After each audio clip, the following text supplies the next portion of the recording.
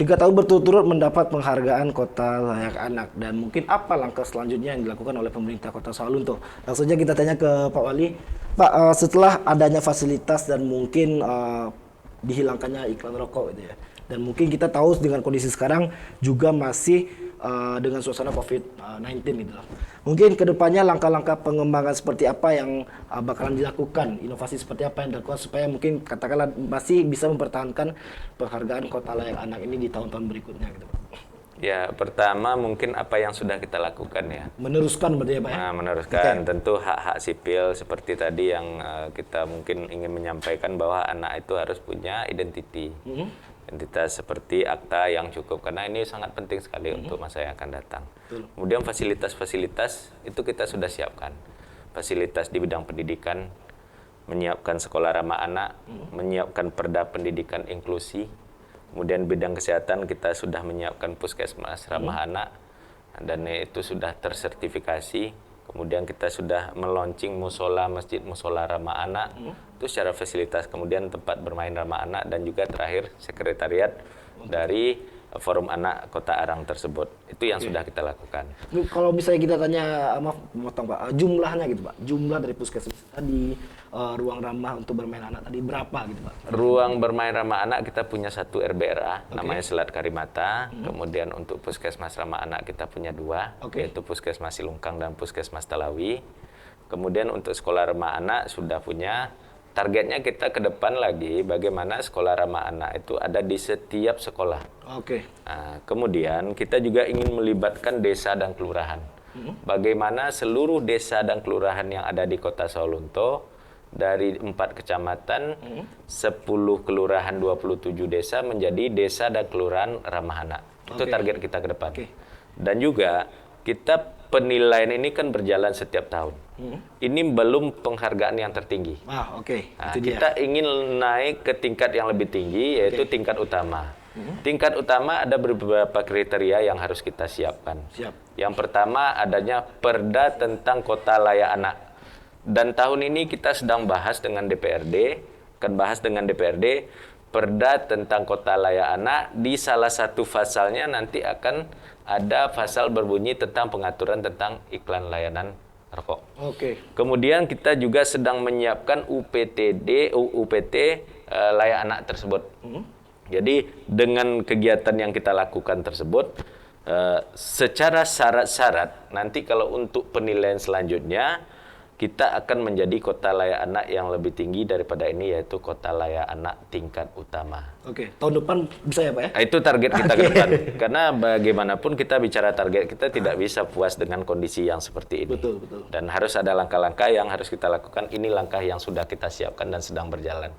Dan intinya tentu harapannya kepada seluruh masyarakat harus mendukung program ini. Karena ini merupakan tugas kita bersama. Karena nantinya juga bakalan akan masuk ke desa atau kelurahan gitu ya Pak ya? Ini sedang berjalan. Kelurahan yang akan menjadi kelurahan atau desa yang ramah anak gitu ya? Iya, betul. Nah, berarti kan itu butuh sosialisasi yang tinggi gitu Pak. Kita tahu bahwa sekarang kondisinya adalah juga masih tidak COVID-19, ada anak-anak yang jadi pengemis. Gitu ya.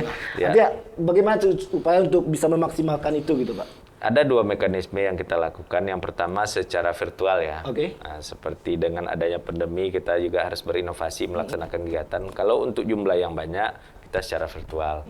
Tapi kalau untuk yang teknis dan jumlahnya sedikit, kita memang dari petugas, dari dinas tetap berkunjung ke desa dan kelurahan dengan protokol kesehatan yang ketat. Sehingga 2 fungsi ini tetap bisa berjalan. Dan maksud dan tujuan kita bisa tercapai, itu sih intinya. Siap, luar biasa. Artinya memang endingnya tahun depan atau mungkin targetnya adalah Kota Sawalunto memang benar siap menjadi Kota Layak Anak yang katakanlah yang levelnya penghargaan utama.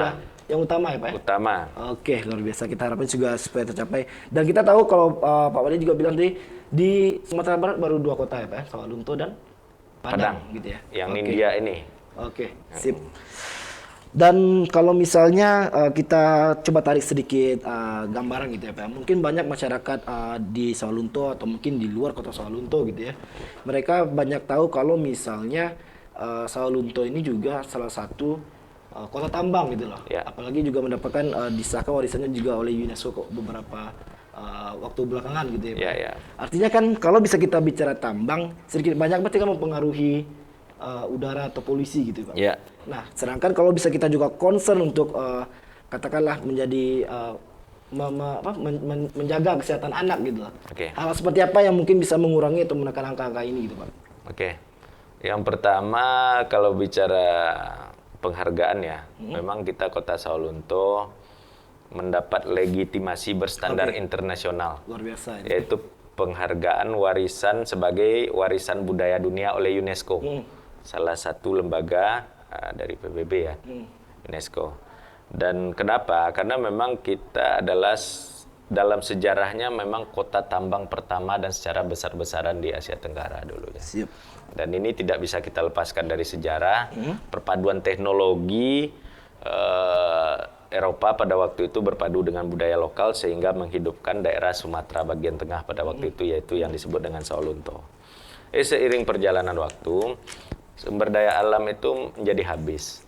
Batu bara itu kan sumber daya alam yang habis. Ya. Sekarang tahun 2021 kita berubah fungsi. Dari kota tambang menjadi kota wisata tambang. Wisata tambang Wisata ya? Oke, tambang siap. dengan cara memanfaatkan aset-aset bekas tambang tersebut untuk dijadikan sebagai wahana wisata yang ada di Sawalunto. Termasuk dalam heritage-nya, kemudian potensi-potensi bekas lahan bekas tambang itu memang kita jadikan tempat wahana wisata. Kita jadikan kebun binatang dan lain-lain sebagainya. Dan secara prinsip, tambang di Sawalunto masih ada. Oke. Tapi letaknya memang sudah di pinggir kota. Jauh dari Dari warga pemukiman istilahnya, dan insya Allah aman lah dari segi pencemaran dan lain-lain sebagainya. Walaupun yang namanya tambang tetap ada pencemaran. Tapi secara prinsip penambang di Sawalunto itu kan ada dua macam. Tambang batu bara itu tambang underground dan open pit. Ya. Kita lebih banyak dengan tambang underground yang tidak merusak lingkungan. Oke. Jadi tambang dalam yang tidak merusak lingkungan. Dan tidak ada anak-anak pekerja tambang di sana. Tidak ada anak-anak yang menjadi pekerja tambang. Nah, Jadi itu juga tidak bagus ya, Pak. anak-anak pekerja tambang dan di Sawalunto juga tidak ada anak-anak yang jadi pengemis. Nah, itu perlu dicatat karena memang kita sebagai kota layak anak memang sangat butuh sekali pemberdayaan terhadap anak-anak itu sendiri. Jadi tidak ada anak-anak kita yang salah penggunaan gitu. Katakanlah yang terlibat dalam pungli atau apapun itu ya Pak ya. Iya, betul. Ibaratnya memang itu juga harus dijaga karena ya dikatakan itu tadi ya beberapa tahun lagi Indonesia akan masuki bonus demografi yang dimana mungkin anak yang sekarang masih kecil bakalan di umur produktif 5-10 tahun lagi gitu ya Pak ya.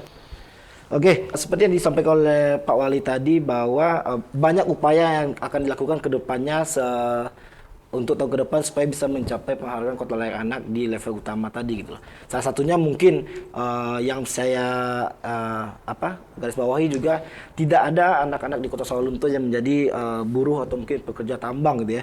Dan juga tidak ada anak-anak di Kota Sawalunto yang katakanlah terlibat dalam hal pengemis atau pungli itu tadi gitu. Dan banyak upaya-upaya supaya bisa Kota Sawalunto bisa masuk ke desa atau di kelurahan-kelurahan yang ada di kota tersebut. Bagaimana tanggapannya dari Forum Anak, Mas Agli?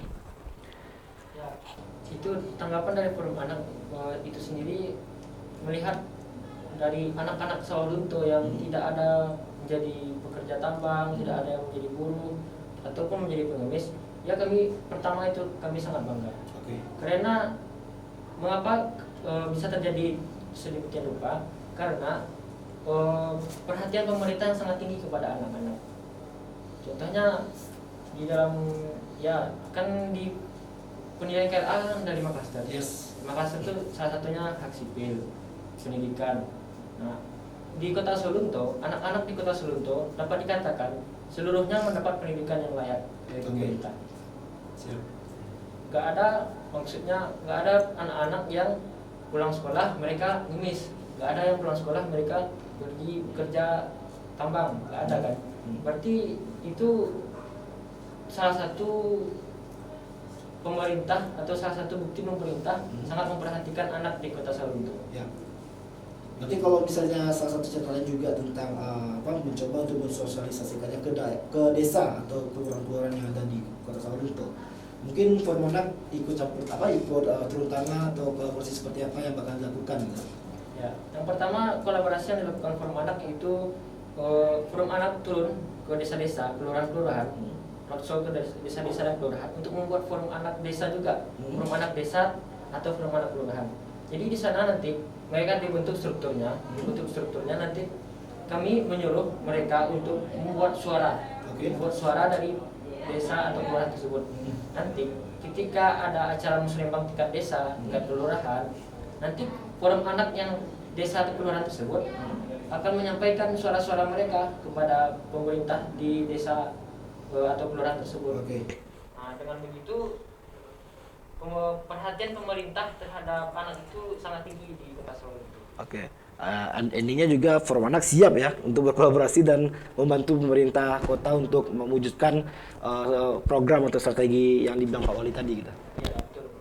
Luar biasa. Dan mungkin fokusnya salah satunya adalah juga semoga kalau misalnya seperti yang bilang tadi gitu ya Pak ya, kalau misalnya kita menjangkau desa atau kelurahan kan butuh waktu juga ya Pak ya. Apalagi dengan kondisi butuh waktu dan butuh anggaran juga, apalagi dengan kondisi COVID-19 mungkin anggaran juga malah dialihkan untuk COVID, kita nggak tahu juga gitu ya. Tapi bagaimana kondisi anak-anak di Kota Sawalunto dengan suasana COVID-19 dan sampai saat ini masih bisa dikatakan levelnya level tinggi gitu ya untuk Sumatera Barat dan sekitarnya.